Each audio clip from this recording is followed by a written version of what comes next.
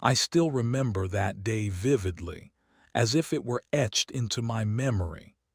The air was heavy, filled with the scent of flowers, but all I could feel was the weight of sadness crushing my heart. It was my mother's funeral, the most painful moment of my life. She had always been my rock. Her laughter could lift my spirits even on the darkest days. And now she was gone. As I stood beside her casket, my mind raced with all the memories we shared. I clutched the wooden structure, trying to hold back tears. I whispered my goodbyes, hoping she could hear me. But my moment of grief was shattered by laughter, a sound that cut through the somber air. I turned my head, a wave of confusion washing over me. It was him, David, my uncle, my mom's brother, the man who, by all measures, should have been mourning beside me. But there he was, surrounded by friends, grinning like this was a party. I could not fathom how anyone could smile at a time like this. I felt anger bubbling beneath the surface. How could he be so callous? Later that day, as I sat with family members who barely acknowledged my pain, I overheard whispers. "Dealing with the estate will be tricky," someone said, eyes darting toward David. My heart sank. At that moment, it became clear. My mother's death wasn't just a loss, it was the start of a battle over her legacy. David had always been jealous of her success. He wanted what she built and was ready to take it all. Weeks passed, and I watched as he slowly began to encroach on what was rightfully mine. During family meetings, he manipulated everyone, casting doubt on my abilities. "He's just a kid," David would say, dismissing me as if I were nothing. I felt crushed. It was my mother's empire he was targeting, her dream. How could he betray her memory like this? But the anger and betrayal fueled something within me.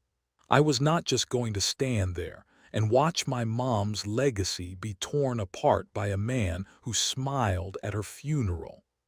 I became determined to rise from the ashes of my pain.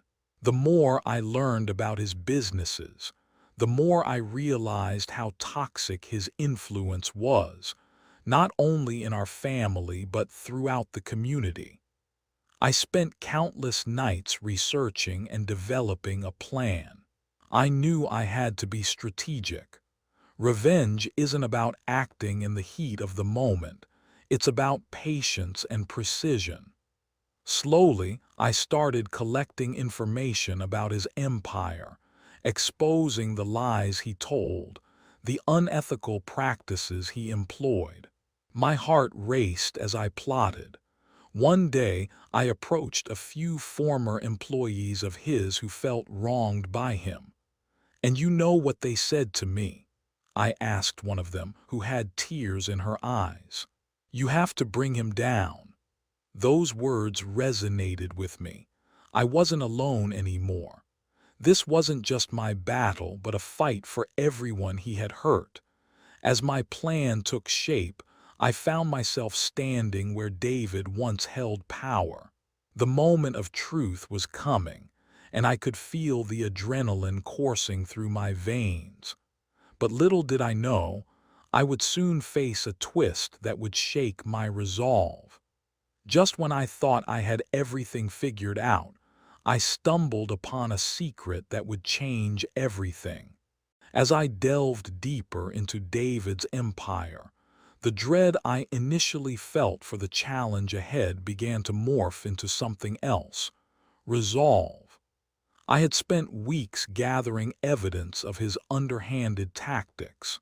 Each late-night phone call with former employees unveiled more dirt.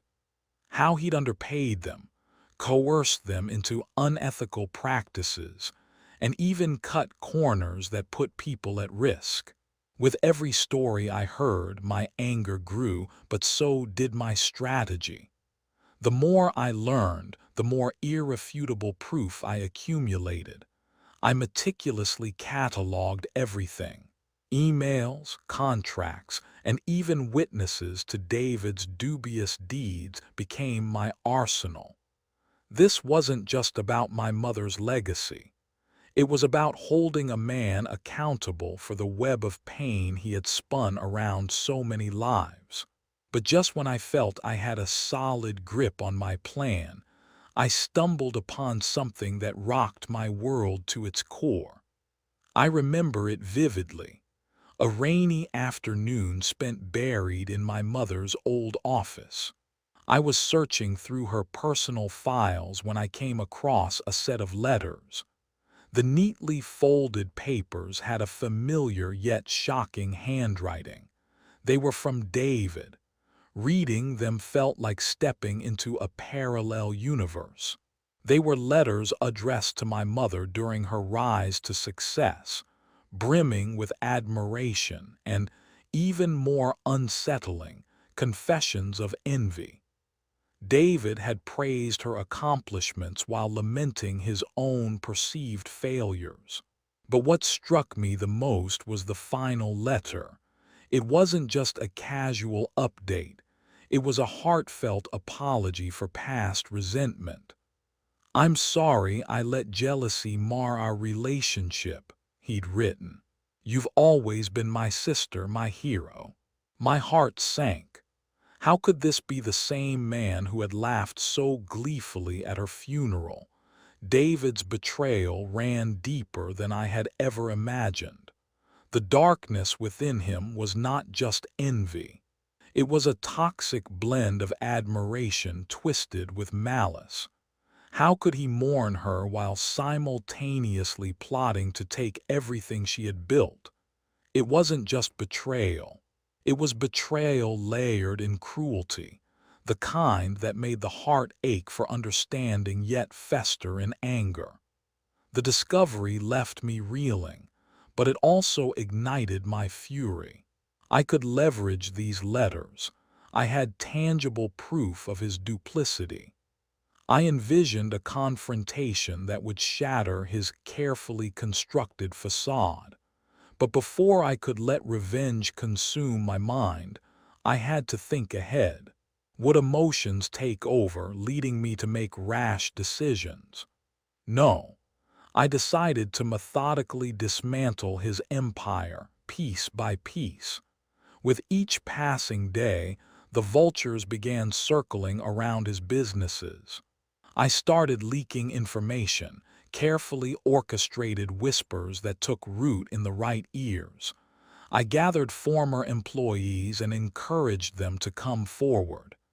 "He hurt you," I told them, "and it's time the world knows the truth." Their stories resonated, and I began to see cracks in the empire he had built. Soon, rumors spread like wildfire. News of the unethical practices regarding safety and finances reached the press, and one by one, David's partnerships began to crumble. Clients pulled their contracts, former friends distanced themselves, and whispers turned into outright distrust. David had built this empire on lies, and now his empire was beginning to fall. One late evening, I received an unexpected call from one of David's former allies. "You have to be careful," the man warned. "David knows someone is out to get him. He's cornered, and cornered animals are dangerous." A chill ran down my spine. I couldn't let fear seep into my game plan. I needed to be smarter, more calculated. I couldn't risk losing everything I had worked for. So I doubled down. I continued gathering evidence, documenting issues, and ensuring that every move I made was backed by undeniable proof. As the empire he built started to crumble, David's charm faded. He transformed from a seemingly unshakable man into one haunted by specters of his past and present. The moments when I caught him off guard were priceless. Watching him squirm during family gatherings, struggling to keep up his act, felt oddly gratifying. Each time I saw him flinch as conversations shifted toward my mother's legacy, I felt the weight of justice inching closer. "You're just trying to take what's ours, aren't you?" he sneered one evening when we were forced to gather, if only to remind everyone of their ties. With a calm demeanor, I replied, "No, David, I'm reclaiming what has always been mine." But the real twist came when I received a tip-off about a meeting David had scheduled with investors who were skeptical following the news of his ethical violations. A chance like this was too valuable to pass up. I devised a plan to confront him directly, to bring all the evidence I had against him to the table. The day of the meeting arrived. I slipped into the back of the room, keeping myself hidden. My heart raced as I watched him speak with confidence that was beginning to wane. When the investors began grilling him, asking pointed questions about his practices and my mother's legacy, I decided it was time to strike. "Are we going to ignore the letters?" I interrupted, stepping forward. Silence descended. All eyes turned towards me as I held up the letters I discovered. These letters reveal a man who was filled with admiration and jealousy, a man who turned that admiration into betrayal. "This is your empire, David, a house built on deceit." Gasps echoed throughout the room. I began detailing the evidence I had, recounting each moment, each confession. The investors exchanged worried looks. I could see them realizing that the foundation of their investment was crumbling. David's face turned pale. "You're bluffing," he spat, his voice wavering. But I wasn't bluffing. I had the proof, and I laid it all bare for them to see. The investors, cornered by the truth, turned their backs on him.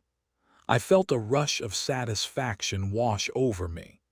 It was satisfying to watch the empire crumble, and to see the once mighty figure reduced to a man desperately trying to hold on to a legacy built on lies.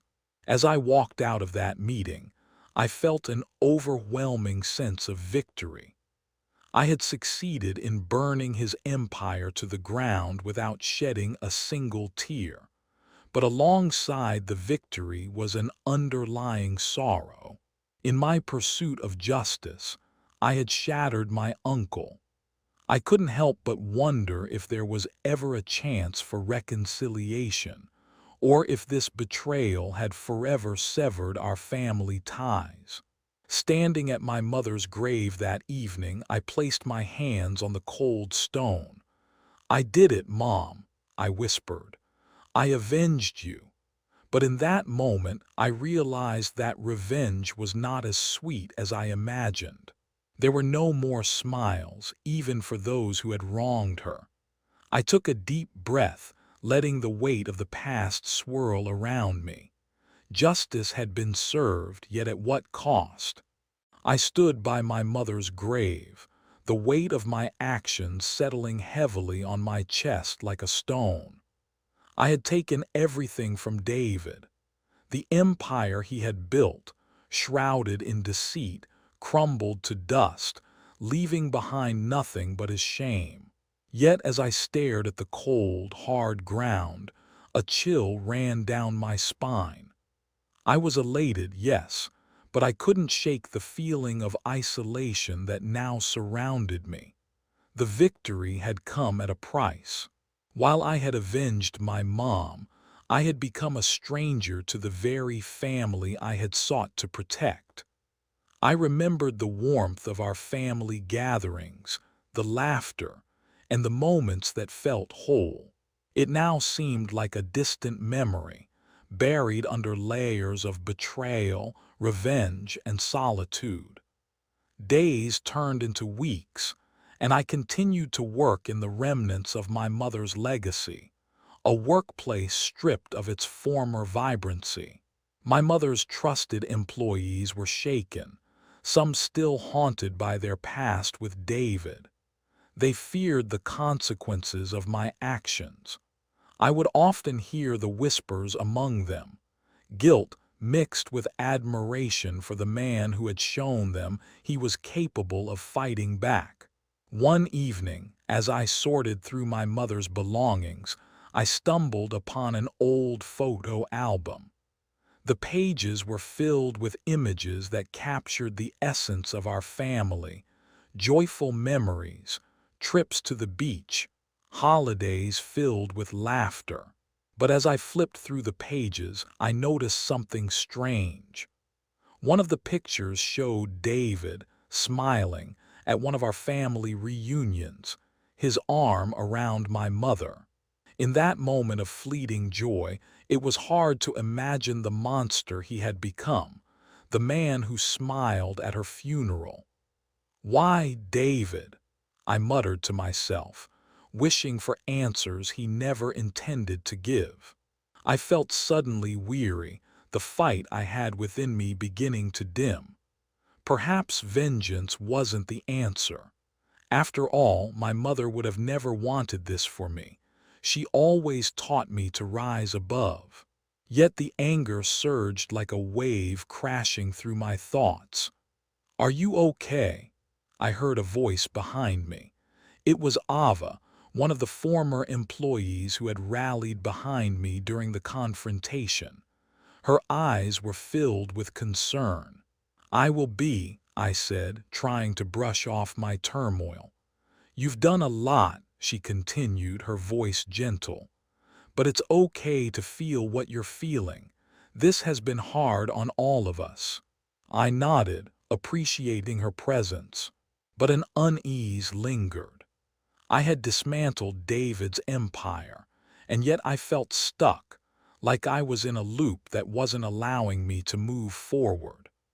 One day, as I was making my way to a meeting about rebuilding the company, I overheard a conversation between two investors who were once tightly entwined with David. "He's gone silent," one of them said. "I think he's in way over his head." I felt a small spark of hope ignite within me.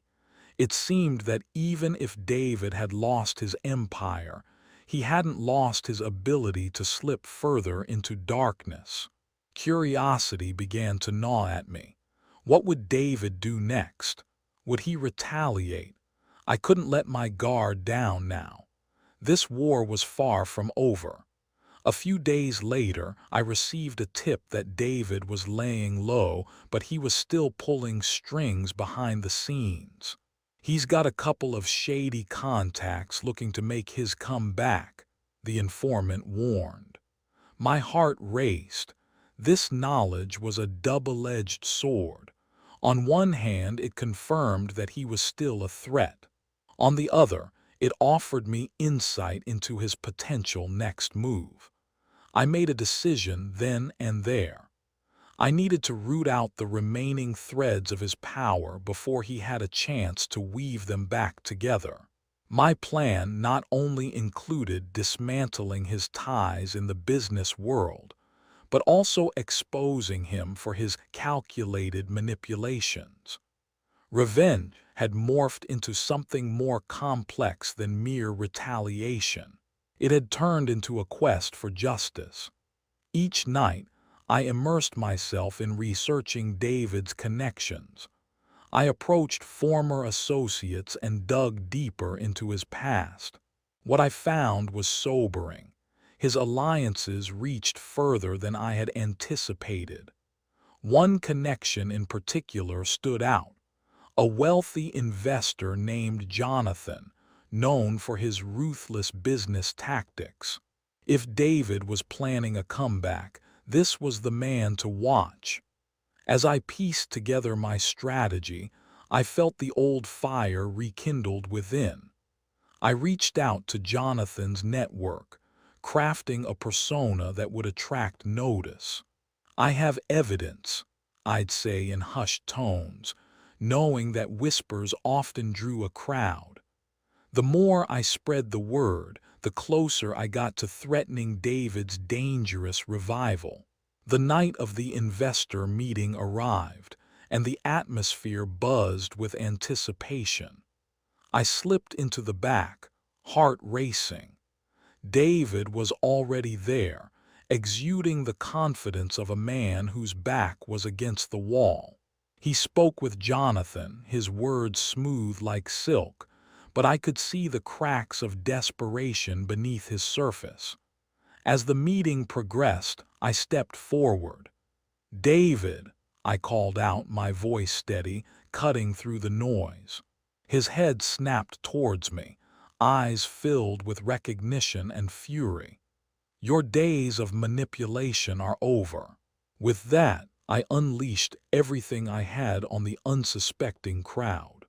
I shared the documented proof of his unethical dealings, the connections to individuals he had wronged, and how he tried to leverage my mother's legacy for his own gain. The silence was deafening, broken only by gasps of disbelief, as investors shifted uncomfortably in their seats. "Who do you think you are?" David shouted, his facade cracking under the weight of my revelations. I leaned in closer. "I am the son of the woman you betrayed. And you may have taken everything from her, but now you will lose it all." The air thickened with tension as whispers turned into accusations, and soon the investors began backing away from David. There was a palpable shift, and for the first time I saw fear shine in David's eyes. It was exhilarating yet frightening. I had come full circle, feeling empowered and vindicated, but in that very moment, a small voice in the back of my mind echoed, reminding me of the line I had crossed. Was this truly justice, or was I losing myself in darkness as David had before me? As I walked away from that meeting, I breathed in deeply, a mixture of triumph and sorrow enveloping my heart. Soon the downfall of his empire would be complete, but at what cost to my own soul? In the days that followed, I received phone calls from numerous investors, each seeking to distance themselves from David. They wanted reassurance that my mother's legacy would endure, and with that reassurance came a newfound responsibility for me. I felt the burden of carrying her name, and perhaps it was time to build something anew instead of feeding the cycle of hatred. As I stood once again by my mother's grave, I felt a clarity wash over me. "I won't let this consume me, Mom," I whispered, kneeling down before her resting place. "Your legacy is safe with me. I will rebuild it, but I will do it differently." In that moment, I understood. Revenge had burned David's empire to the ground, but I would rise from the ashes with something even more profound. A promise to my mother and myself to honor her in a way that was true to who she was, while keeping the toxic tendrils of resentment at bay. A smile began to form on my lips as the sun set behind me. The battle had scarred me, yet it had also taught me resilience. Justice had prevailed in its own way, but it was time to step into the light and let go of the darkness once and for all.